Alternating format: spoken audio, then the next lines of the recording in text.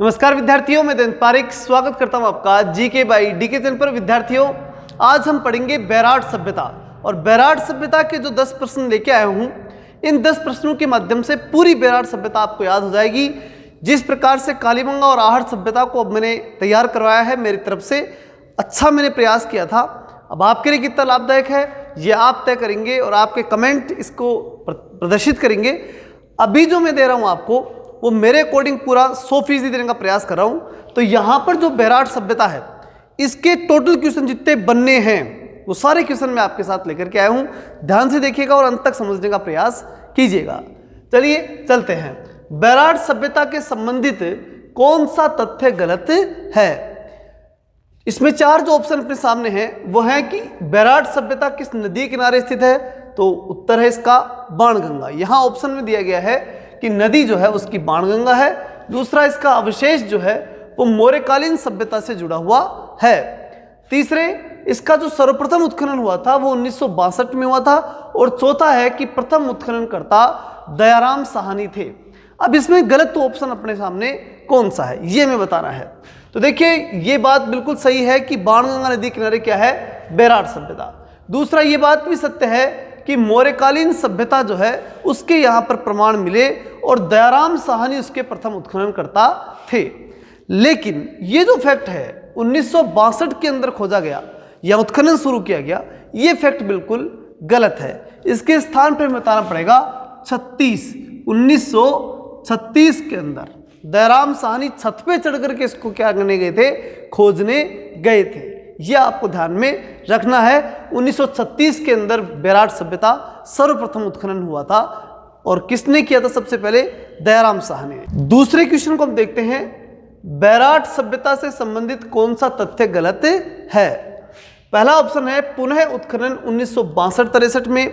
पुनः उत्खननकर्ता नीलरत्न बनर्जी और कैलाशनाथ दीक्षित। तीसरा ऑप्शन है भाब्रू अभिलेख 1936 में खोजा गया और भाब्रू अभिलेख कैप्टन बर्ट ने खोजा। तो कौन सा फैक्ट गलत है? तो देखिए, पुनः उत्खनन 1962-63 में बिल्कुल सही है। किसने किया? नीलरत्न बनर्जी और कैलाशनाथ दीक्षित ने किया। और इसकी ट्रिक जो मैंने बताई थी वो ये थी कि कैलाशनाथ यानी भगवान शिव नीलरत्न गला जो जिनका क्या था, नीला, गले में नीला रत्न धारण किए हुए आते हैं और बांस लेकर के किस सभ्यता को खोजते हैं? बैराट सभ्यता को। इसलिए 62 भी हो गया था। इस प्रकार दोनों फैक्ट क्या है, बिल्कुल सही है। अब इन दो पे बात कर लेते हैं। भाब्रू अभिलेख के संबंधित है। 1936 में कैप्टन बर्ट ने खोजा, ये बिल्कुल गलत है। कैप्टन बर्ट ने तो खोजा लेकिन 1837 में ही खोज दिया था। कब खोजा था? 1837 में। 1936 में तो बैराट सभ्यता की पहली बार खुदाई हुई थी और किसने खुदाई की थी? दयाराम साहनी ने।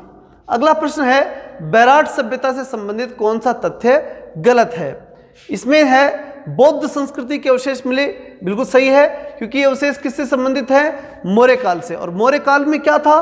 बौद्ध संस्कृति प्रभावी रूप में थी, इसलिए बौद्ध संस्कृति के अवशेष मिले, बिल्कुल सत्य तथ्य है। अगली बात, आहत अथवा पंच मार्ग के सिक्के यहां से प्राप्त हुए, ये भी फैक्ट बिल्कुल सही है। अगला है गुप्त काल के अवशेष मिले और लास्ट है रंगीन मृदभांड मिले। तो देखिए, जब हम ये कह रहे हैं कि ये सभ्यता मौर्य काल से जुड़ी हुई थी तो निश्चित रूप से हम ये मानेंगे कि गुप्त काल के अवशेष यहाँ नहीं मिलेंगे। ये फैक्ट बिल्कुल गलत है। इसका मतलब उत्तर सी बिल्कुल सही है और रंगीन मृदभांड यहाँ से प्राप्त हुए थे। अगला प्रश्न अपने सामने है, भाब्रू शिलालेख वर्तमान में कहाँ स्थित है? भाब्रू शिलालेख जो है वो आज की तारीख में कहाँ स्थित है? तो ऑप्शन अपने पास जयपुर संग्रहालय, उदयपुर संग्रहालय, दिल्ली संग्रहालय, कलकत्ता संग्रहालय। मतलब कैप्टन बर्ट ने जब इसे खोजा था 1837 में, तब खो दिया था। खोजने के बाद आज की तारीख में वो कहाँ स्थित है? तो वो आज है कलकत्ता संग्रहालय में। कहाँ स्थित है? कलकत्ता संग्रहालय में। अगला प्रश्न आता है, भारत में सर्वप्रथम मंदिर कहाँ से प्राप्त हुए? यानी संभवतः पहला मंदिर था जो भारत के अंदर यहाँ प्राप्त हुआ। इससे पहले भारत में मंदिर के प्रमाण नहीं मिले। तो देखिए, ऑप्शन अपने सामने है, बीजक की पहाड़ी, बैराट की पहाड़ी, भाब्रू की पहाड़ी, उपयुक्त में से कोई नहीं। तो देखिए, पहली बात तो आप ये समझिए कि भारत में मौर्य काल में मंदिरों के अवशेष नहीं मिले। मौर्य मंदिरों की शुरुआत गुप्त काल से मिलती है, लेकिन इस सभ्यता जो कि मौर्यकालीन सभ्यता थी, इस मौर्य काल के इसमें अवशेष प्राप्त हुए। उस सभ्यता की जब हम बात करते हैं तो वहां पर बीजक की पहाड़ी के अंदर सबसे पहले बौद्ध मंदिर के अवशेष मिले। तो हम निश्चित रूप से कह सकते हैं कि गुप्त काल में चूंकि मंदिरों का पहला प्रमाण मिला, उससे पहले का यहाँ क्या है, ये मंदिर है। तो इसका मतलब भारत का क्या हो गया, ये सर्वप्रथम मंदिर हो गया। ठीक है, बौद्ध मंदिर है जो बीजक की पहाड़ी के अंदर प्राप्त हुआ है। आगे भविष्य में और भी खुदाई मिल सकते हैं, लेकिन वर्तमान जहां तक खोजा गया है उसके अकॉर्डिंग बीजक की पहाड़ी में भारत का पहला मंदिर, ज्ञात मंदिर जो था वो पहला प्राप्त हुआ है। अगले 6वें क्वेश्चन को हम देखते हैं। 6वां क्वेश्चन है बैराट से संबंधित तथ्य नहीं है। मतलब निम्न में से जो तथ्य हैं वो उनमें से कौन सा तथ्य बैराट के संबंधित नहीं है, यानी गलत है। बैराट के संबंधित गलत तथ्य कौन सा है? तो चीनी यात्री हेनसांग आया, निश्चित रूप से आया। सीयू की पुस्तक में यहाँ का उल्लेख है, तो हेनसांग की पुस्तक का नाम ही क्या था, सीयू की, और जब वो आएगा तो निश्चित रूप से अपनी किताब में लिखेगा, तो ये भी सही है। गणेश जी और भीम जी की डूंगरी यहाँ स्थित है, बिल्कुल ये भी बैराट में पाई जाती हैं।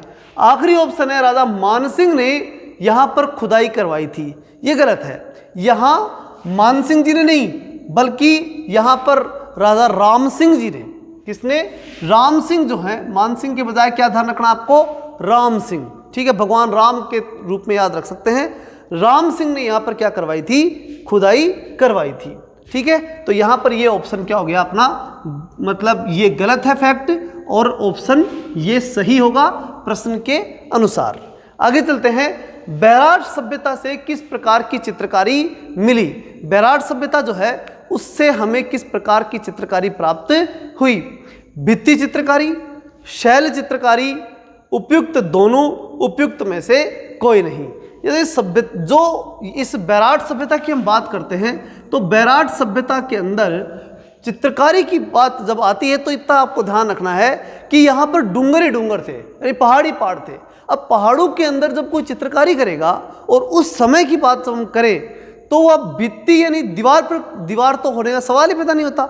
वो लोग तो कहाँ, उन्हीं जो पहाड़ थे उन पहाड़ों के ही चट्टानों के आसपास उन चट्टानों को इकट्ठे कर करके मंदिरों का निर्माण किए थे, तो दीवार का निर्माण का तो सवाल ही पैदा नहीं हो रहा वहाँ। तो इसलिए भित्ति चित्र का कोई काम नहीं है यहाँ किस चित्र की बात की जाएगी, शैल चित्र। किसकी बात की जाएगी, शैल चित्र की।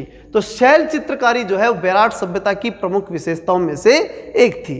अगला प्रश्न देखते हैं। बैराट सभ्यता की प्रसिद्ध शंख लिपि, किस लिपि की बात करें अपन, शंख लिपि की। शंख लिपि किस स्थान से प्राप्त हुई? ऑप्शन है भाब्रू, बीजक, विराटनगर, उपयुक्त में से कोई नहीं। तो देखिए इसका सही उत्तर होगा विराटनगर। विराटनगर बैराट का दूसरा नाम है।